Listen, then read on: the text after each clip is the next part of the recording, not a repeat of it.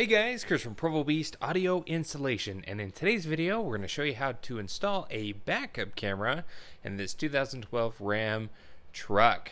Now in this install we're going to show you how to run that camera from the license plate area along the factory wiring and integrate it to an existing aftermarket radio. Let's get started.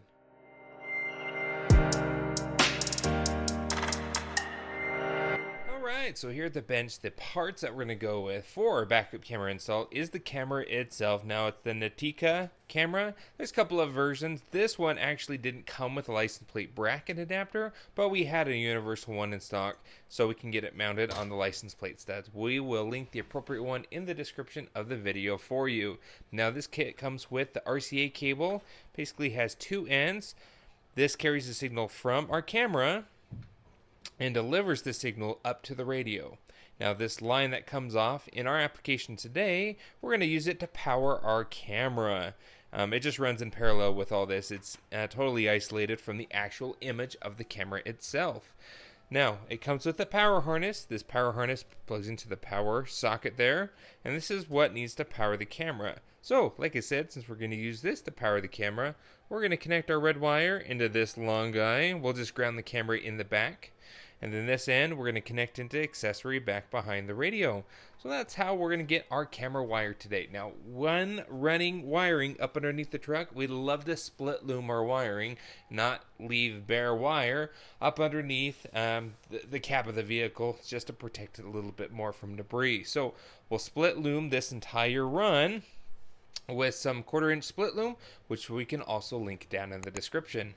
So without further ado, what we're going to do is prep our harness. We'll solder the red wire onto this red wire. We'll get our ground all ready. We're going to split loom our wiring and get ready to get this mounted on the license plate studs in the bumper. Alright, so we split loomed our harness here, and the way that we did that is we just have this tubing and we ran it most of the length of the video wire. Now, remember that red wire that hung off? Well, this specific kit had an extra red wire. We connected those together. It's in parallel with this one, so if you don't have that little pigtail off on your camera kit, that's okay. You can go ahead and tap into the red wire there. Now, this would be your power and ground, but we're not going to do power back at the reverse light. Since our radio already has a trigger wire from the smart harness, we don't need any positive connection back there. We just need to ground our camera, which we'll probably end up doing at the reverse light. So we'll loom this second harness here, but essentially here, that's it. And then this will run all the way down the whole length underneath the truck along the factory loom. We'll be zip tying it there, and so it looks nice and clean. It'll be protected and out of the way. Then we'll go through a grommet in the bottom of the truck floor to pull this harness into the cabin of the truck. Alright, so we split loomed everything. Got our heat shrink on. This end will go up to the reverse light. This end runs along the frame rail of the truck, carrying our video wire. So let's head to the truck and start getting this thing installed.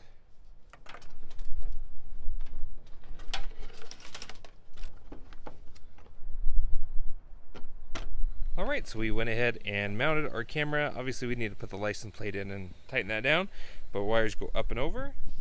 Now underneath here, that's where it comes down. We zip tied along. That's where we put our connections there, nice and zip tied. Now one end goes to the reverse light, which we'll show you how we're going to pull apart in just a minute. And the other one goes straight ahead.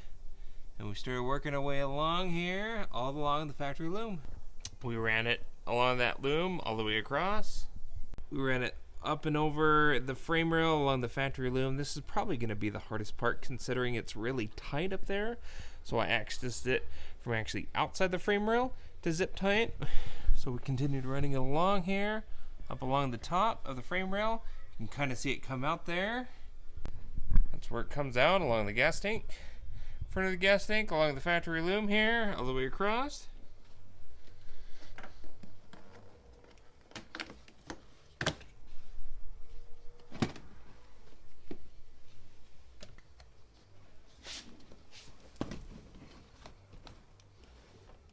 Alright, so for floor access, we actually snuck our wire through the emergency brake grommet here. So it's nice and sealed up and around the wire. We just pierced that grommet with a razor blade and snuck our wire up through. It's easier to pop it totally out, run your wire and pop it back in. We spent about 10 minutes working on that, but that's there. And then ran our cable up, and this is where it comes out. Now, at this point, we need to fish it up into the dash to make our connections back behind the radio. Up underneath the car, we actually pulled our wire around, zip tied it there, and we went it right up through that grommet, just like so.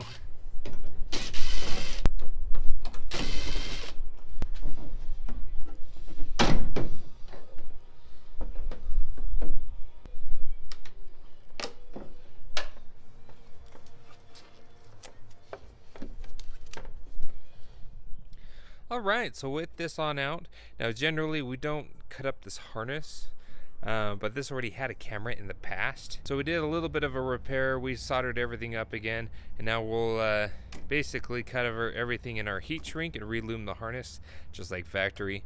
Since we're not running power to this here at the reverse light, and instead we're going to snag accessory power back behind the radio, we don't need this power wire.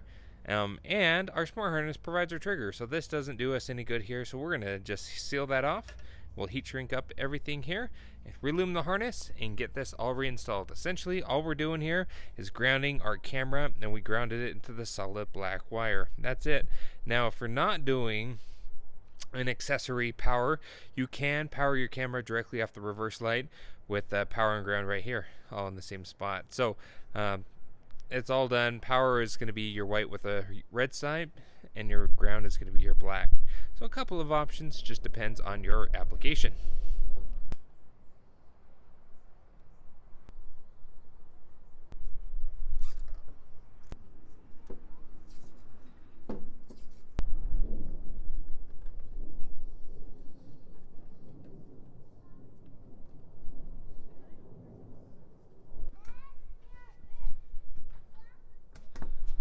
Okay, we've reassembled the light. That's all in and good to go.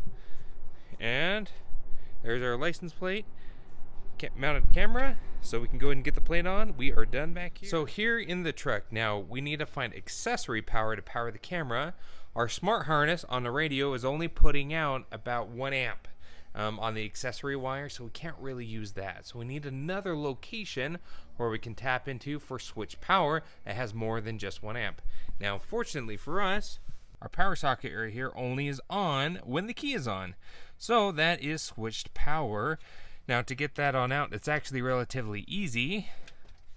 There's a screw up top once the dash bezel is out, and then there's a screw down below that you can get to by pulling this on back. With those two on out, you can pop out your panel for your power socket. Our blue with a pink stripe is our positive wire. What we did is we grabbed a T-tap here, tapped into that, and then we loomed the rest of our harness so it doesn't rattle around there in the dash. But we put our T-tap right there. So that'll plug right back on in, and we're snagging accessory power for our camera that runs up here. Again, it's all loomed here, but this will go up and tap into our power wire off the RCA, which again is connected to the power wire of the camera. Okay, so we fished our video wire up here into the dash. Now it is quite long, so what we're going to do is zip tie it just to shorten our length. Now the other end of this connection where we connect into the power socket, switch power, we stripped both ends and put a crimp cap on there. And essentially this is only on when the key is on, and again it connects into this, which the other end connects into the power of the camera. And again, we grounded the camera just at the tail light. So that takes care of powering up our camera, and the trigger for our radio is generated by our smart harness, which we assembled in the first video. So this can go ahead and connect into the back of our radio, into the camera input. Now back here in the track, obviously you didn't see us remove the radio. We covered that in great detail when we installed the radio in our first video. Check that video on out. We'll have a link down in the description which walks you through step by step. So with this radio on out, and next our powered everything done, we can go ahead and get our radio reinstalled.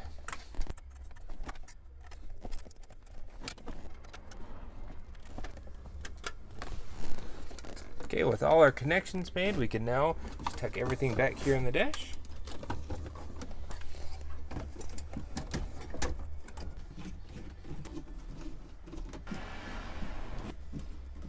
All right, now before we get too deep into this, let's go ahead and test it, make sure it's working. Let's go ahead and test our backup camera. Looks good.